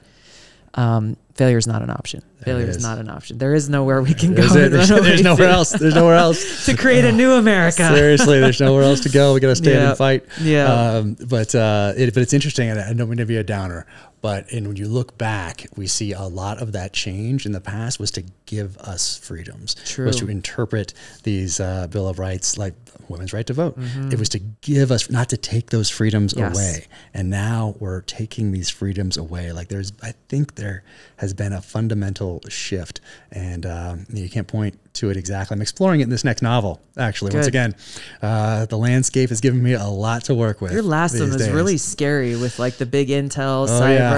I was like, I got on the computer. I was like, that was crazy. Are these systems in place? And that was crazy. Yep. It was The definitely AI scarier. Else, it was scarier than the biological weapons research that I did for the previous novel, because I had no touch point with that stuff in the military other than what y'all have to do, like put on that bioweapons suit thing in a certain amount of time or whatever. Like that was my only touch point with it. So I had to really go deep down the rabbit hole in the devil's hand to research bioweapons and bioweapons defense research, which is a clever way to get around bioweapon convention treaties that were signed in the 70s that no one really adheres to from my research. Once again, I have no actual touch point with these things. Which on that point, by the way, I just found out the Biden administration is trying to put something like multi-billions. I don't remember if it's $15 or $50 billion towards that. Oh, wow. Biodefense. Biodefense. What does that even mean? Oh, yeah. Well, guess what it means is that you have to create the weapon first to figure out how to defend against it. Exactly. So that's how they get around this sort of thing. But, and we signed, it was interesting, we signed the Bioweapon Convention Treaty the same day as Iran. I put that's one of the last lines in that author's note back in the 70s. But even after I did all that research, then the artificial intelligence research that I did for the last novel was even scarier. And I would be shocked if what I describe in the novel isn't almost exactly as I describe it. And once again, I've never been there. I've never done a real touch point with it. But I'd be shocked if it wasn't almost exactly as I described it. That's why it was scary, is because it's actually like within the realm of believable and possible. Yeah. Yeah. And it's, and I think we do hold the edge on AI right now. But once again, what are we going to use that AI for? Exactly. Is that going to be just to stay ahead of our China? Or are we targeting U.S. citizens now with that for control purposes or whatever it might be? And you introduced, I know we have a couple minutes, but gosh, you introduced legislation to, when you were in Congress, to repeal Patriot Act, Espionage Act, secret FISA courts, those sorts of things. So I explore some of the background to how, like, where did FISA come from? And I hadn't really thought about it until I started writing this novel. And then I went back and did some research, and now it weaves into the storyline. But what was that like? And then, of course, well, I mean, the natural response from people who are not very thoughtful in Congress is, well, you're a traitor and you are inviting another 9/11 style attack on our country. And this is what's so dangerous, is that back when the Patriot Act was first passed, it was passed very quickly in the wake of the attacks on 9/11. Yeah. And okay, you can kind of understand the sentiment and the emotion and why it was put forward. But the fact that neither on the floor of the House of Congress or the U.S. Senate, nor in the mainstream media, was there any really rigorous debate about civil liberties and about how you balance the need for security and keeping the American people safe while also protecting our civil liberties and freedoms. Yeah. That debate just really didn't occur in a meaningful way. There was one senator that voted against Patriot Act, happened to be a Democrat named Russ Feingold. There were a few members of the House, obviously Ron Paul was one of them, who voted against the Patriot Act, just seeing, hey, this does not lead to a good place. And then every time it came up again for reauthorization, because when they passed it, I think it was a 5-year sunset, where automatically, if no action was taken, all of these measures would automatically go away in the 5th year. Right. But it's been over 20 years now, and every time that reauthorization comes up, those of us who are raising these issues about how there are direct unconstitutional violations of our civil liberties that this legislation authorizes, immediately like no room for debate. No room for debate. It's, you're a traitor and you want Al-Qaeda to come and kill more Americans. it's disgraceful because it's not like I took personal offense to it. It's disgraceful because of the message it sends to the American people and that culture of fear that creates, so that people see like, oh wow, Tulsi Gabbard stood up on the House floor and talked about how this is wrong and how, I mean, the famous Ben Franklin quote about liberty and security, and the James Madison quote, the most dreaded threat to our liberty is when we are at war. I mean, there are all of these gems that our founders put forward saying, hey guys, be careful, be very careful. And we have seen all of that care and, all of that care really being swept aside by people who will not allow for a conversation. And that's how you ask the question, you get shut down, called names, vilified. Everyone's a racist and all the rest of it. And you just get attacked by what seems to be an overwhelming mob, just because of the connections between big tech and corporate media and President Washington and all the rest. And I'm sure you in your research, you looked at it. I mean, there are so many statistics about these secret FISA courts, for example, of abuse of power and how dangerous it is. Like, all I tried to do in one of my bills I introduced was just say, hey, there needs to be a civil liberties advocate in that secret court. So it's not just the judge and the government, whatever government entity that is, because that's what it was. It's like, hey, here's the case, here's who we want to surveil, here's why, rubber stamp from the judge. Move along. No civil liberties advocate. There's supposedly a panel of 5 people who are supposed to have oversight over that, but half the panel was never was unseated, which made it non-existent because they couldn't function without a full 5-person panel. So all I did was, hey, let's have a civil liberties advocate in that courtroom to say, no, this is a violation of the Constitution. Even that couldn't get passed. Like, that's a basic thing, as you would have in the court. You got the prosecutor and you got the defense, right? Not acceptable. I mean, and you can understand going back, like, okay, September 12th, 2001, like, you can understand the intent of that. And there were very few people who raised, I remember a couple, but very few people raised questions about it, understandably. I mean, your buildings are, the cities. I get it. But to see now, hopefully we can take these lessons and apply them going forward as a wisdom. We neglect to do that at almost every level in our country for whatever reason. I think it's because of election cycles. But if we can go back and look at that, and then in the future realize that when we give these freedoms up, or if we do something that in the moment seems prudent, guess what? That's eventually going to be turned against the pot. We're giving essentially our employees power over us as the employers. Exactly. And that's a great way to put it. And when you go take it back to the Second Amendment, it's the same thing. We are giving up our protection, the ability to protect this gift of life. This thing that it's incredible, and so it has value, and it's natural for me to want to protect that. You don't need a piece of paper. If you were just to be dropped here or have your memory erased and just all of a sudden you're standing somewhere and you get attacked, guess what? You're probably going to defend this gift of life. And then you have responsibilities in your family, and you defend your loved ones and defend their gift of life and teach them to be good citizens and all the rest of it. But when you see politicians who are surrounded by weapons that you're paying for and 24-hour security that you're paying for, yet they want to take that ability away from you and just, I guess, tell you to call 911 and really... For the police that they defunded. Exactly. Exactly. Where maybe there's someone there and who's probably going to arrive after the fact to just take a report if you're alive. So these things, I mean, that's why it is so hard to believe. We have to go. Gosh, we have to go.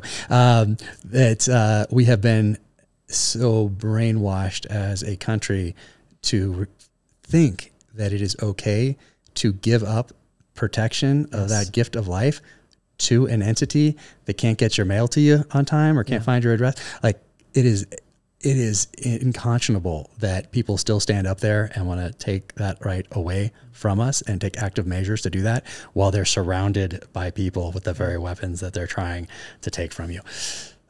We have to go. Gosh, we got to go. I didn't even get to any of this, Tulsi. Look at this. I had all this stuff written down. We got to do this again. Let's do it. Let's do it. All this stuff. Look at this defense industry stuff. I wanted to ask you for next time. I wanted to ask you what it's like to go to Chernobyl. I have other friends that have been there. Yeah, I wanted to ask you about that. I had all sorts of stuff here. Dang it. We got to do How this many again. billionaires own the news organizations in this country? Very few, but we'll wait till next time to talk about the value stuff. just of your books, the questions that they raise, how they inform, even in an indirect, like really entertaining way, the value of your show, the value of podcasts, the value of new media, the historical content that you put out on social media. I mean, all of these things help us all be more informed as citizens, so that when our lawmakers get up and say, well, hey, we got to take this freedom away from you for your own good, or we have to pass this law that gives us more power and makes you weaker for your own good, it gives us the ammunition and the information that we need to be armed with to stand up against that and to defend those freedoms. So thank you for having me on your show. Oh, thank you so much for standing to hang out strong. with Thank you for your friendship. And you. I'm excited to see what's ahead for you and the Tulsi Gabbard Show. Everybody check it out. Start with the first one, because there's 3 right now. By the time this airs next week, there'll be a 4th one out there. For sure, listen to that first half-hour one and share it with people. Please do. Share it with your kids, junior high, high school, college. It'll be a conversation starter. It's I know it's fantastic. Thank you for all you do. Thank you. We'll do this again soon. I look forward to it. All right, take care. Aloha. November 11th is Veterans Day, but at Navy Federal Credit Union, every day is Veterans Day. I've been a member since 1996, right after boot camp and right before I went to BUDS, or SEAL training. Navy Federal Credit Union is for active duty veteran DOD employees and their families. They offer resources like the VA Loans Hub and Best Cities After Service. They offer veteran employment assistance partnerships with nonprofits like The Mission Continues. They're a top VA home loan lender. They offer personal finance counseling. They offer 24/7 member service and are a growing community of over 1.8 million veterans just like you. Learn more at NavyFederal.org/veterans. Insured by NCUA, an equal housing lender.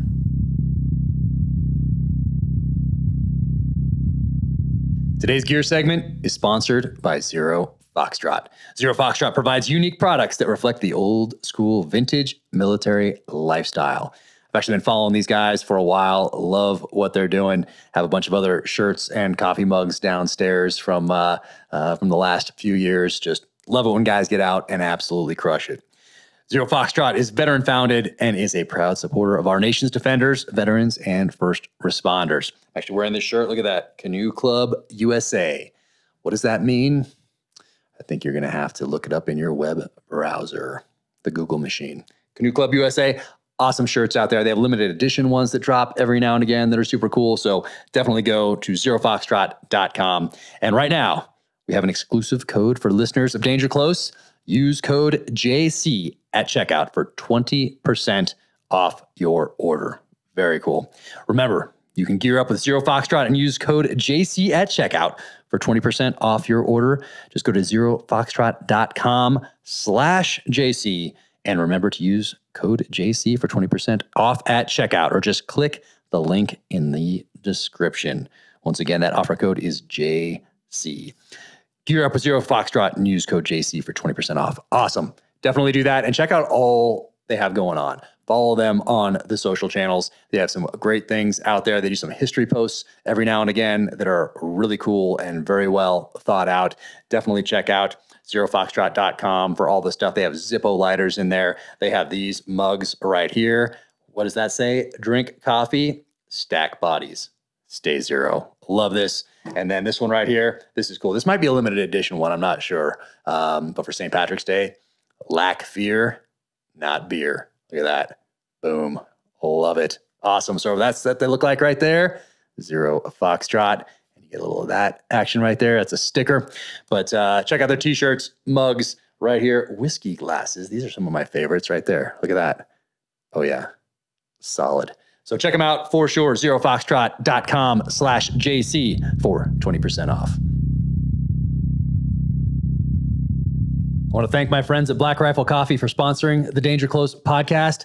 I've been a huge fan for the longest time. Drink Black Rifle Coffee every day. And if you keep your eyes peeled, you will notice that perhaps Chris Pratt is wearing a Black Rifle Coffee t-shirt, not unsimilar to this one, in the Amazon series adaptation of The Terminal List. Now you can go to blackriflecoffee.com/dangerclose and use code DangerClose20 at checkout for 20% off your purchase and your first coffee club order. Black Rifle Coffee, America's coffee. Keep crushing. Welcome to the gear highlight portion of the Danger Close podcast. All right, I'm going to go through some everyday carry items right now because every now and again I'll do an everyday carry video or post an everyday carry picture on Instagram at Jack Carr USA. And those do switch up depending on what blades I'm carrying or trying out, or what new holster or pistol I'm trying out, what watch I'm wearing, all that sort of thing. So I'll run through what I have on today. And I want to do this because I got a very angry email from somebody, and I don't see every email anymore, but I was just clicking through the other day and I saw it, so I clicked on it. Probably a mistake, but I read it, skimmed it, and this person was very, very angry because the belt that I had put in my everyday carry, which I have put in, I think, every single one, because I've been wearing the exact same belt since 2016, and not just the same model, but the exact same belt. And he was upset because his appendix carry holster wouldn't fit over the front of the belt. And yeah, that's true, because it's not designed to do that. So if anything that I put out there and talk about as far as gear goes that you're inclined to check out and buy, do a little more research, find out if it's going to work with your particular setup, because this belt right here, I carry at the 4 or 5 o'clock position back here, and I don't carry appendix because the belt has 16 quarters in the front so that it can turn into a weapon if need be in a place where you can't carry a knife or a firearm. So that means that the clips on an appendix holster won't go over the top of that. You need a special holster like this one from Dynamis. So right here, this is designed not to go over the Dynamis belt, but behind it. And these clips are serious. So I wore this for about a month, maybe 4 or 5 months ago, and this thing is not going anywhere. But these clips are designed to go under the belt, not over the belt. So check out those things. Check out videos online about the belt, the holster. Look at reviews, because this is definitely not a review video. This is just stuff that I use, and that's just how it's intended. Just sharing with you what I carry. So let's go with this pistol. So pistol right here, boom. This right here is the SIG P365 X Macro. Oh yeah, love this thing. 17+1. This thing is serious. I absolutely love it. So that is what I've been carrying for the past maybe month now. And the holster that goes with it, once again, not appendix over the front of the Dynamis belt, because there's the quarters up there. That's a disclaimer, I guess. But I love these Black Point Tactical holsters because they say what it's for. And if you're a gun person, you probably have many drawers full of belts and holsters. And I love digging through those drawers when I can be like, okay, this one is for this pistol because it says it is. So right there, 6-hour 365 X Macro, it tells me. So that is the holster that I use with this belt. And here's the belt. And here's why it wasn't working for that person who wrote the very mean email. But because there's right here, yeah, 16 quarters. I don't know if you can see that right there, but yeah, that's gonna hurt a little bit. There's some videos out there from Dynamis Alliance, crusheverything.com. You can check those out. Put a little cash in there too, and perhaps a handcuff key right there, if you are so inclined. But that is the belt. Once again, this exact belt is the one I've been wearing since 2016, and I love this thing, but that doesn't mean it's the right belt for you. So I also have drawers full of belts that I have tried out over the years. So that is that. What else do I have on me here? Extra mag right there. And what else? Land Cruiser keys. Nice. And this right here, I've been carrying this tourniquet since they sent it to me like 3 weeks ago. So this is their everyday carry tourniquet from Snake Staff Systems. And gosh, what's great about this is that it's like your subcompact pistol.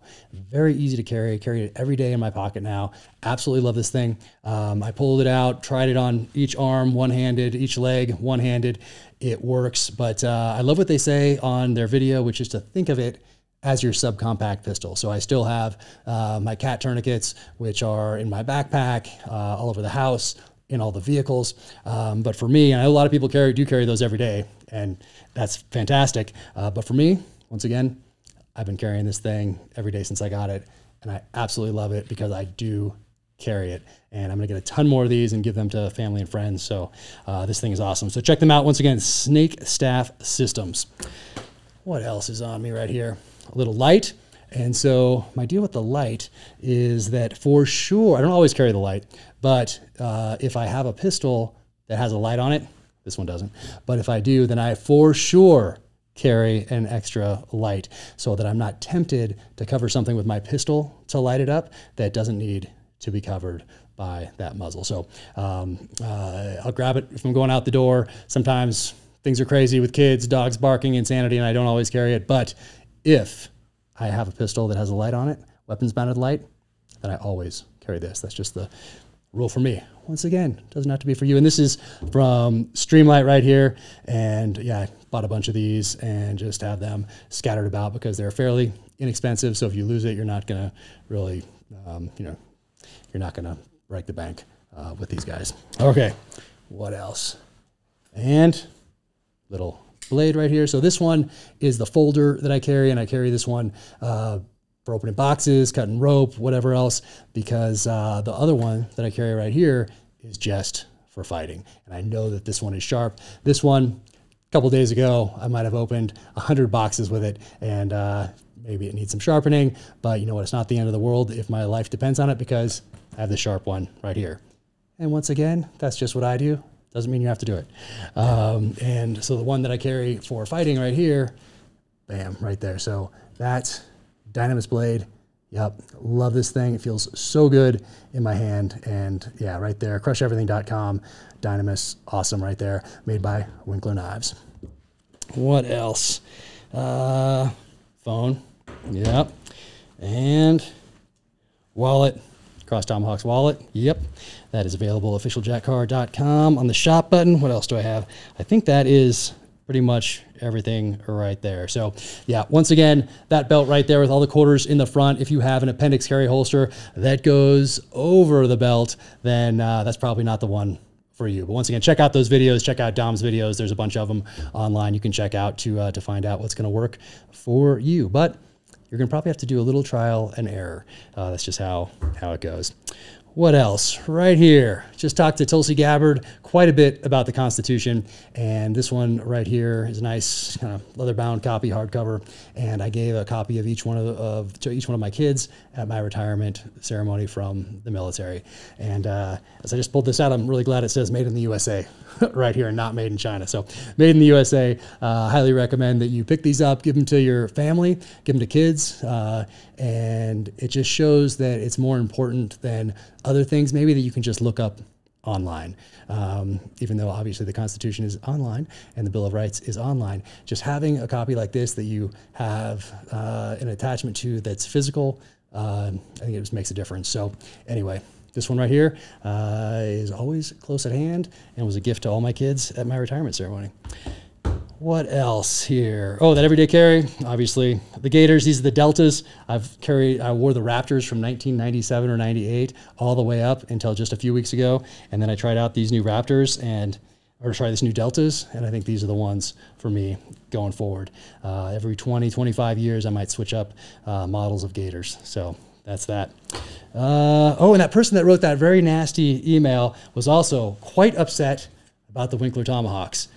For some reason, I think they thought that I was getting all these things for free or had some sort of a deal or making a ton of money. But yeah, I make $0 off these, just for that person, I guess, that was wondering. I got one for free. Daniel Winkler, been a dear friend for years, and he gave one to me for my military retirement from the SEAL teams. And then I bought all the ones that I gave to my kids, gave them each one of these at my retirement ceremony as well. And of course to cast and crew of the Terminal List as a thank you. And to Joe Rogan, if you look closely, you can see two of these in the background of his studio there. And yeah, I bought those too. I don't know why that matters, but to that person, very upset, very upset. Spent a lot of time on that email, it seemed like. Once again, I just skimmed it, but it was really long. What else? Bam, look at this thing. Southern Cross, look at this whiskey. Veteran owned and operated. High proof bourbon whiskey. Yeah, nice. So awesome. Love any chance I get to support veteran owned and operated businesses, especially if they're making whiskey. So thank you guys. That is awesome. And look at this. This is crazy. I don't have the actual book yet, but this is the Japanese cover for the Terminal List. So right there, kind of cool. And I'm going to get the actual book here at some point, but they sent me this, and I thought that was pretty cool. So, yep, very cool cover for the Terminal List. So if you're looking for it in Japanese, it's available now. And right here. All right, Vickers Guide. Go to vickersguide.com. Follow them on Instagram. Of course, Larry Vickers, Vickers Tactical, former Delta operator. James Rupley takes the pictures. And these books right here, I didn't bring them all down because I have a stack about this tall, but these guys are my first stop when I do research on weapons for the novels. And then I follow up with a call to Larry Vickers, to James Rupley, to a bunch of other people I know who are subject matter experts with these things. And Kalashnikov right here. And I love these slip cases. They have 1911. This is the Sig Sauer AR-15, and they have a whole bunch of other ones out there and new ones on the way. The pictures are incredible, and I absolutely love these. So check them out, vickersguide.com. And I think that is it for today. Take care out there. Thank you for tuning in to the Danger Close podcast, an Ironclad original presented by Navy Federal Credit Union. Be sure and follow Tulsi at Tulsi Gabbard on Twitter and Instagram, and subscribe to her new podcast, The Tulsi Gabbard Show. If you enjoyed this podcast, be sure and leave a 5-star rating and review wherever you get your podcasts. You can follow me at Jack Carr USA on the social channels, officialjackcarr.com. That is the website. You can sign up for the newsletter there and click on shop for the merch. And my upcoming novel, Only the Dead, is available for pre-order now. You can check out the title drop video on my Instagram and also on the website. Until the next time, take care out there, stay safe, be strong, keep fighting.